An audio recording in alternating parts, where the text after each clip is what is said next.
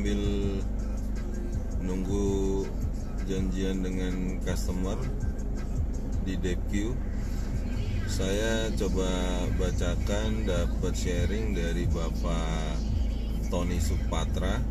Beliau adalah mantan CMO, Chief Marketing Officer di Auto 2000, sekarang bertugas di Astrido.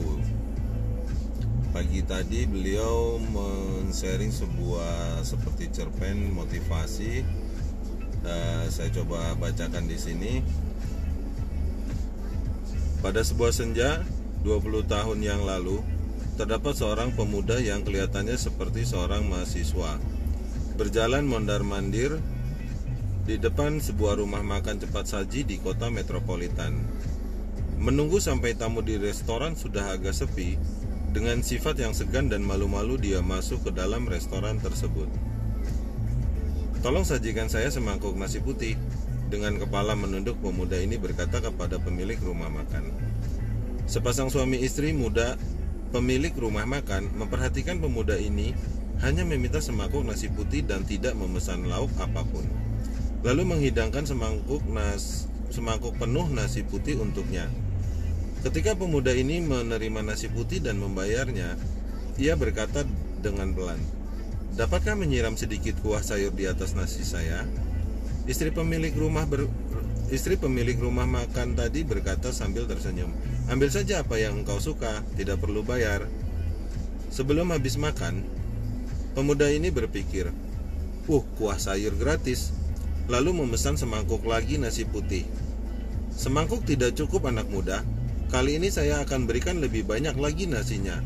Dengan tersenyum ramah, pemilik rumah makan berkata kepada pemuda ini, "Bukan, saya akan bawa pulang. Besok akan membawa ke sekolah sebagai makan siang saya." Mendengar perkataan pemuda ini, pemilik rumah makan berpikir, pemuda ini tentu dari keluarga miskin di luar kota. Demi menuntut ilmu, ia datang ke kota mencari uang sendiri untuk sekolahnya. Kesulitan dalam keuangan itu sudah pasti. Berpikir sampai di situ, pemilik rumah makan lalu menaruh sepotong daging dan sebutir telur dan disembunyikan di bawah nasi. Kemudian, membungkus nasi tersebut yang sepintas terlihat hanya sebungkus nasi putih saja dan memberikan kepada pemuda tadi. Melihat perbuatannya, istrinya mengetahui suaminya sedang membantu pemuda ini. Hanya dia tidak mengerti, kenapa daging dan telur disembunyikan di bawah nasi. Suaminya kemudian membisik kepadanya, "Jika pemuda ini melihat kita menaruh lauk di nasinya, dia tentu akan merasa bahwa kita bersedekah. Harga dirinya pasti akan tersinggung. Lain kali tidak akan datang lagi. Jika dia ke tempat lain hanya membeli semangkuk nasi putih, mana ada gizi untuk bersekolah. Engkau sungguh baik hati, sungguh mau menolong orang yang menjaga harga dirinya. Jika saya tidak baik, apakah engkau akan menjadi istriku?" Sepasang suami istri muda ini merasa gembira dapat membantu orang lain. "Terima kasih, saya sudah selesai makan." Pemuda ini pamit kepada mereka.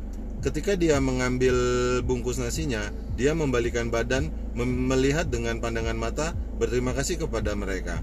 "Besok singgah lagi, engkau harus tetap bersemangat," kata pemilik rumah makan sambil melambaikan tangan. Dalam perkataannya tersebut, bermaksud mengundang pemuda itu besok jangan segan-segan datang lagi. Sepasang mata pemuda ini berkaca-kaca terharu. Mulai saat itu, setiap sore, pemuda ini singgah ke rumah makan mereka. Sama seperti biasa, setiap hari hanya memakan semangkuk nasi putih dan membawa pulang sebungkus untuk bekal keesokan hari. Sudah pasti nasi yang dibawa pulang setiap hari terdapat lauk berbeda yang tersembunyi di bawah nasinya. Dia ditutupi oleh nasi. Sampai pemuda ini tamat. Selama 20 tahun, pemuda ini tidak muncul lagi. Lalu pada suatu hari, ketika suami istri tadi sudah berumur 50 tahun lebih, pemerintah melayangkan sebuah surat bahwa rumah makan mereka harus digusur.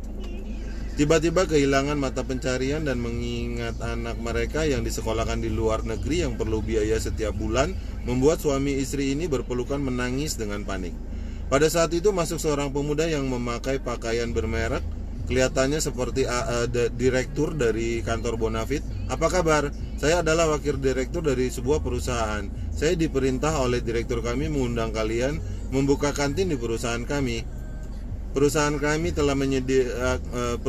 telah menyediakan semuanya. Kalian hanya perlu membawa koki dan keahlian kalian ke sana. Keuntungannya akan dibagi dua dengan perusahaan. Siapakah direktur di perusahaan kamu? Mengapa kamu begitu baik terhadap kami? Saya tidak ingat mengenal seseorang yang begitu mulia. Sepasang suami istri ini berkata dengan terheran. Kalian adalah penolong dan kawan baik direktur kami. Direktur kami paling suka makan telur dan dendeng buatan kalian. Hanya itu yang saya tahu. Yang lain, setelah kalian bertemu dengannya, dapat bertanya kepadanya. Akhirnya pemuda yang hanya memakan semangkuk nasi putih itu muncul setelah bersusah payah selama 20 tahun. Akhirnya pemuda ini dapat membangun kerajaan bisnisnya dan sekarang menjadi seorang direktur yang sukses untuk kerajaan bisnisnya. Dia merasa kesuksesan pada saat ini adalah berkat bantuan sepasang suami istri ini. Jika mereka tidak membantunya, dia tidak mungkin akan tidak akan dapat menyelesaikan keahliannya dan menjadi sukses seperti sekarang.